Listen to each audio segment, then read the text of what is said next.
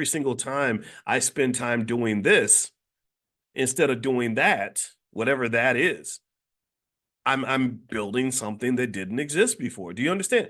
Because I could easily, if I didn't believe in myself and I didn't see the power of the economic God inside of me, I could be over at JP Morgan and building bricks, adding bricks to JP Morgan. I could be working at Chase Bank or something, right? I have plenty of students that went to Wall Street and they're making lots of money on Wall Street. Those are things that I could be doing.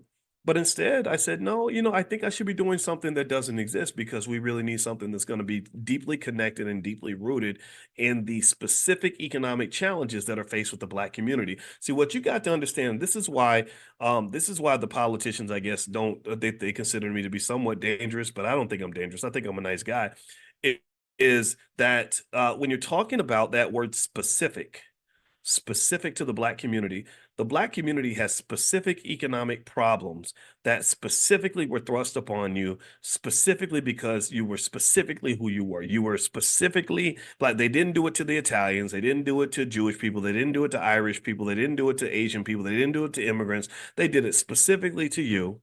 And this specific damage that was specifically done specifically to you over hundreds and hundreds and hundreds and hundreds of years is absolutely positively 100% going to require very specific energy applied by our best and brightest who specifically want to solve this specific problem. Do you understand?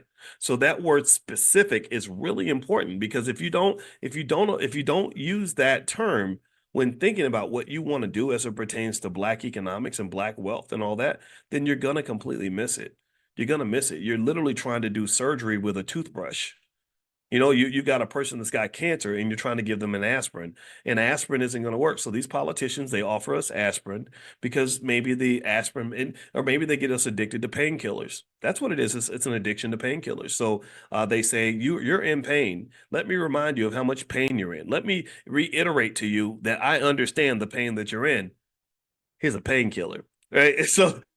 So we take the painkiller every election. We take the painkiller, and because you can't draw any sort of track record to show that the specific issue of Black wealth destruction and Black wealth decline has ever been addressed or fixed.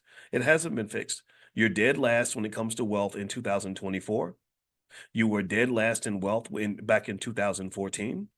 You were dead last in wealth in 2004. You were dead last in wealth in 1994. You were dead last in wealth in 1984. You were dead last in wealth in 1974. And I guarantee you that if you go back and listen to the transcripts of politicians in 1974, 1984, 1994, 2004, 2014, every single time they were offering you a painkiller. They were offering you some OxyContin or maybe some fentanyl, and basically, it was fentanyl for everybody. And we took the drug and we said, I feel a little bit better temporarily, but ultimately the fundamental underlying problem was still there. You just had a little bit of a painkiller because maybe you got excited because your guy got elected as president. And maybe in this case, it might be your woman because we've got a woman running for president. And I think that's fine. That's good for the country, right? Because I think we should have more women leaders anyway. So the point is to say, what are we trying to do? What are we doing here? What are we spending our energy on? This to me is also a conversation about self-esteem. It's self-esteem, it's self-worth. A person who doesn't have high self-esteem will pretty much do whatever. They'll integrate themselves into whatever will accept them. Wherever they can be, whatever group of friends will have them, they'll integrate into that because they feel like no one likes them anyway, so they're just happy to have friends, right? I don't need friends. I don't care about having friends. I want to have the right friends.